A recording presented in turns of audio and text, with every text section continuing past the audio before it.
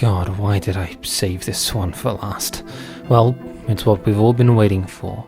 The pinnacle, the culmination of this month of hard work and making obscure references. Here's the payoff, folks. Noelle holiday on the Noelle holiday. What a funny joke. We've done it. Oh, what's this? You're giving me the trophy for the funniest and most original Deltarune joke? Wow, this is truly an honor. So many people have helped me along the way. I'd like to thank... Sorry, where was I? Yes. Welcome, viewers. I'm Veritas, and it's the final Deltarune December video for the year. Hope you've enjoyed them, but there's one last line now we've got to get through before we can do our victory lap, and boy, are they a doozy. Yes, folks, today we'll be talking about Noelle Holiday, the poor dear afflicted with meta-narrative syndrome. I mean, God, I've already talked about her so much. Don't worry though, there's still a lot more I can rustle up, and hopefully I won't have to resort to talking about characters with no official appearances too much. Noelle obviously has a lot to do with the bigger picture of Deltarune, so we've got a lot to get through. We're going to be moving at quite a clip for this one, so hold on to your jingling bells and gift bags as we take a sleigh ride down the slippery slope of character analysis. Join me, won't you? Starting to talk about Noelle is a difficult task since there's a lot of different aspects to her. How about we go over the basics? Noelle Holiday is the daughter of Rudy and the yet unnamed Mayor Holiday, and the younger sister of December, aka Des. They've been living in hometown seemingly for Noelle's whole life, but they're fractured with Des disappearing mysteriously, Rudy coming down with a serious illness, and Mayor Holiday being consumed in her work. Noelle has been through a lot with a volatile family situation, but has remained kind and considerate to people throughout it all. She's one of the few people who tolerates Birdley, she sees the positives in Susie, and she trusts Chris very deeply. People have only good things to say about her in response, but there's of course an undercurrent of concern. She's in a pretty bad place despite her outward appearances and talent, like a lot of the other highlighted characters in Hometown. Speaking of the other characters in Hometown, we've already talked about the three other big lightners and the relationships they have with Noelle from their perspectives, so I think it's only fair to go over them considering Noelle's feelings and thoughts, starting with Chris. Chris and Noelle have a friendship that spans many years, though they seem somewhat distant now.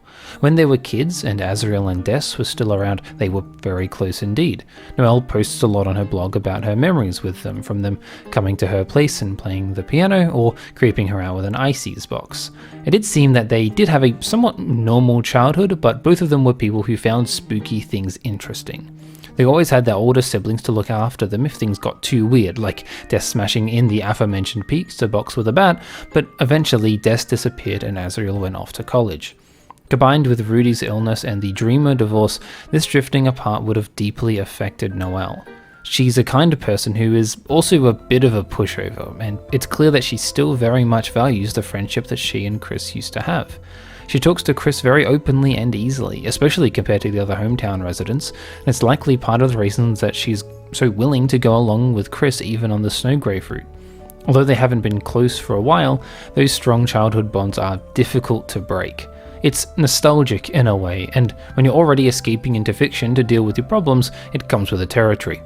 Throughout the Snowgrave route though, Noelle begins to realize that there's more than just Chris at play here, but she still continues on with them.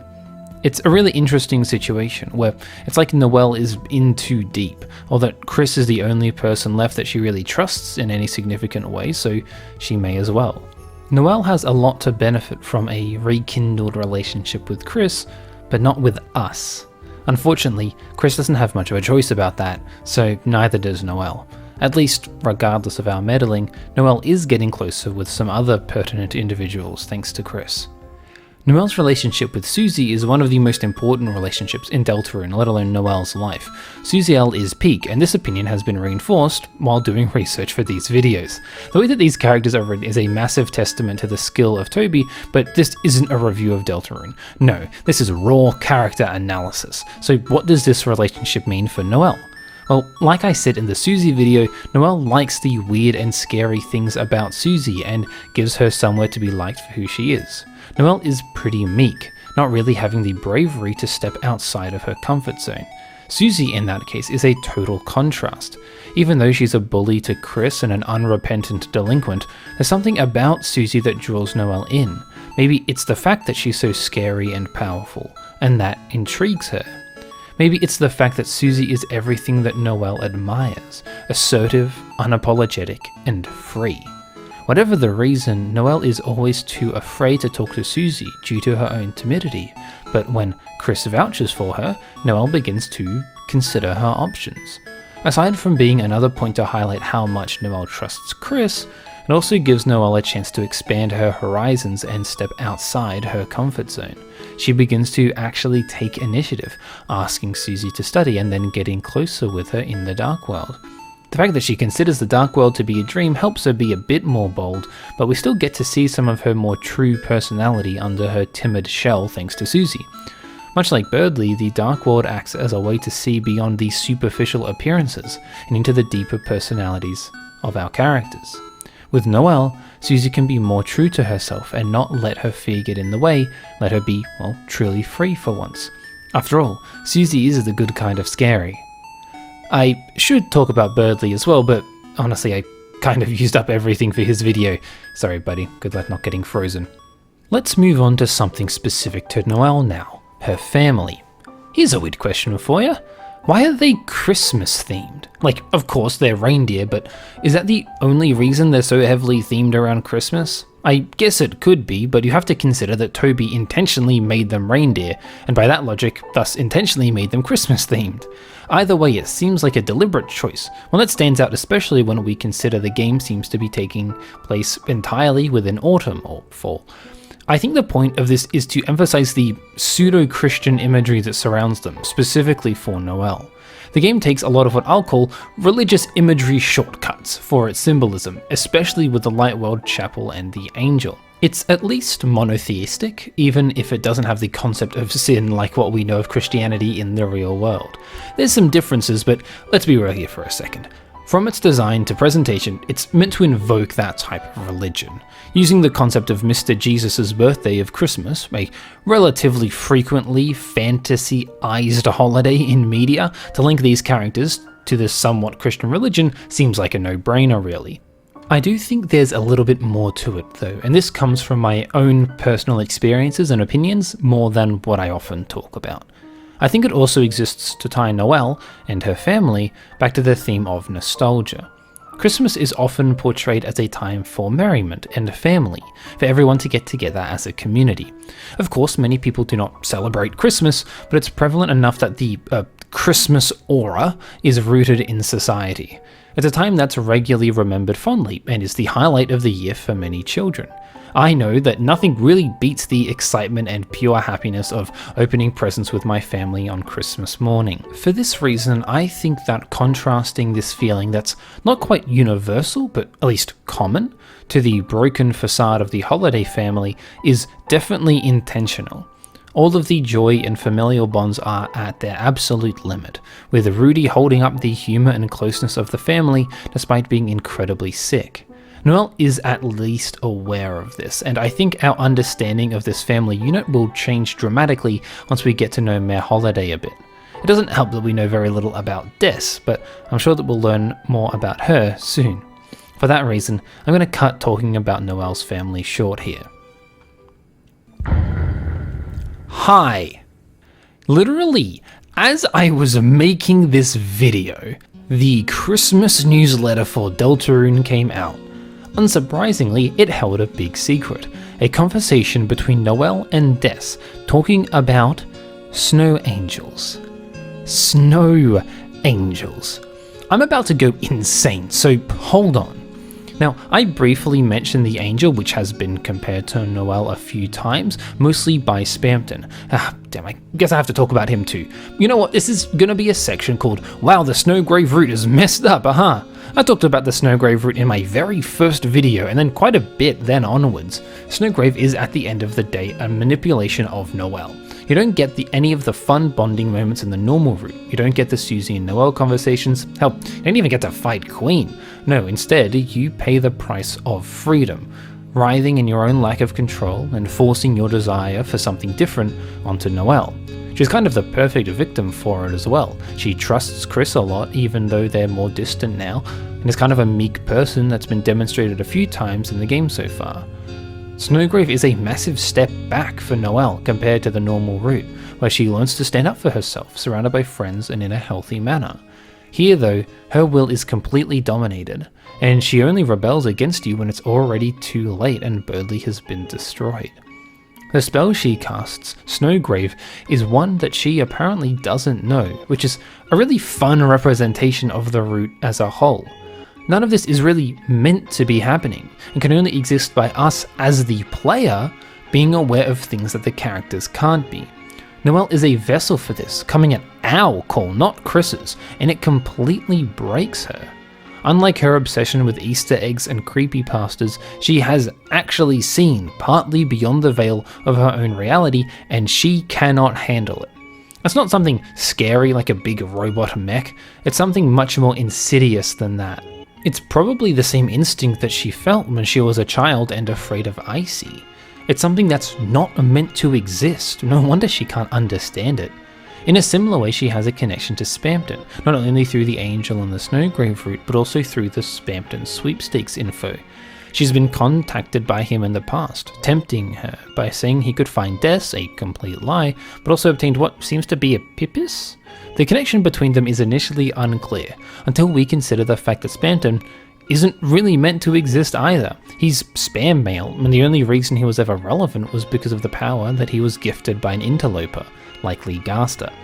I should probably also talk about her connections with Gaster as an Easter egg hunter, but okay, I have to confess something.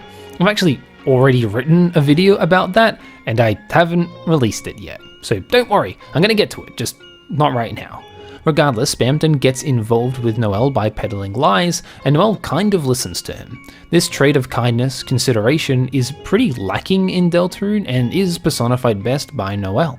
Her desire to please people, something that likely stems from her relationship with her mother, applies even to pretty terrible people like Spamton. But what's the deal with angels? Again, Noelle is a very pure, honest person, all qualities generally associated with angels. She seems like a perfect fit for some kind of angelic being, but the times where she actually embodies one at all is during the Snowgrave route, where Spamton calls her an angel and she truly looks like one as she freezes Birdly to death. The link that has been reinforced by the newsletter, one of Snow Angels, is one that should not be ignored.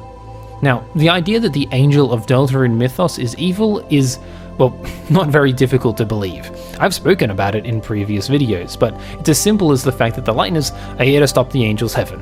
I don't personally think that Noelle is the Angel, but I do think that the similarities are intentional.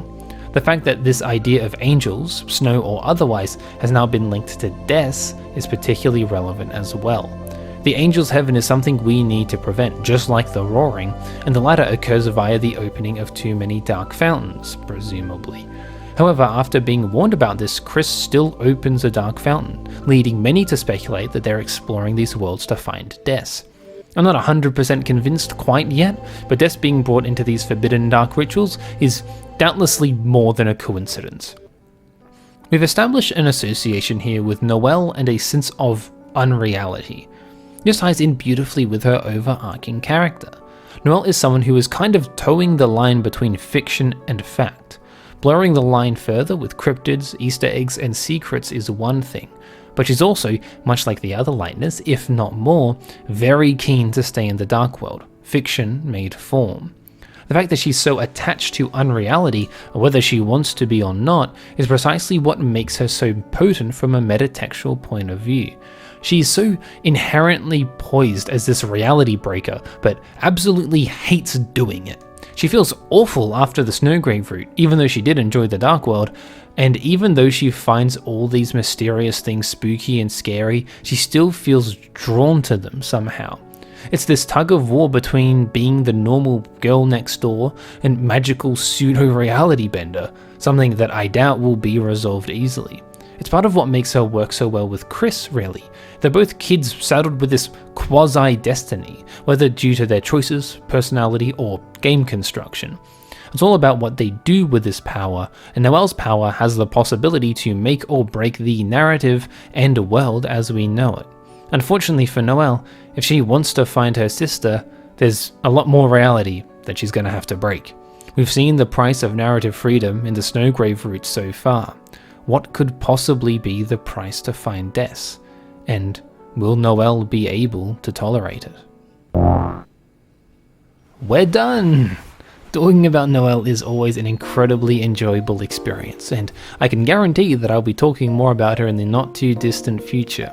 Deltarune December has come to a close with this video, and it has certainly been a journey. I hope you've enjoyed coming along with me on this little experiment of mine. The appreciation and attention is always very dear to my heart. I'm glad that these videos have been moderately successful, and I've also discovered that putting out a video every week is definitely not my style. I've learned a lot about my process though, and I've definitely made some improvements to my workflow, which is always welcome. It's been really interesting seeing the reactions to the videos and how I can very quickly bring things up, especially with the publishing of the holiday newsletter. I certainly wouldn't have time to do that if I was doing this video like a normal one. However, after this, I think I'm going to be taking a well-deserved break. I've got some big plans for 2025, not just because of Chapter 3 and 4 coming out, so I hope that you will all have that to look forward to. Because I've got some big projects, I'm mostly going to be working on them behind the scenes and not uploading too much. As I mentioned earlier, I do have a Noelle/Gaster video pretty much ready to go whenever, but who knows when that'll come out. Otherwise, I've got 6 other video scripts I'm working on, so quite a bit to keep me entertained. I'm not sure when you should expect these videos to come out, as I'm going to be completely checked out for at least a month. Regardless, thank you so much for watching as always. A special thank you to my splendiferous patrons Michael Bates, Miggy, Zalgo, Tybee Fitzhugh, Visible, and Nigel Robinson for their superb support throughout this time. Check out the Patreon to get your name on the list. Hope you have all had some happy holidays and enjoy the new year. Until next time, I've been Vivid Veritas, and I'll see you again soon.